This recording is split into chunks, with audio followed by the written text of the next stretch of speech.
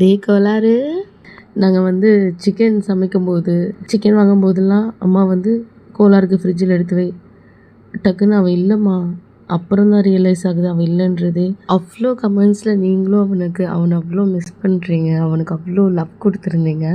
எனக்கு அதெல்லாம் ரொம்ப ஹாப்பியாக இருந்தது. அவன் வந்து எங்களை விட்டு போயிட்டான் தான், ஆனால் எங்களோட மெமரிஸில், நம்மளோட மெமரிஸில் அவன் இருக்கான். ஒரு சில கமெண்ட்ஸ் தொட்டியெல்லாம் பாசி பிடிச்சிருக்கு, ஃபில்டர் போடுங்க, வாட்டர் கண்டிஷன் மோசமாக இருக்குன்னு.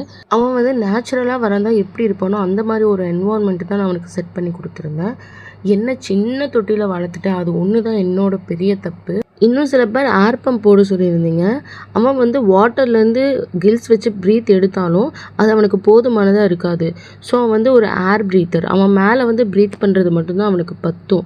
அதனால் அவனுக்கு மோட்டர் தேவையில்லை. நான் இவனை வளர்க்குறதுக்கு முன்னாடி இவன் எவ்வளோ பெருசு ஆவாங்கிறது தெரியாமல் அவேர்னஸ் இல்லாமல் வாங்கி வளர்த்துட்டேன்.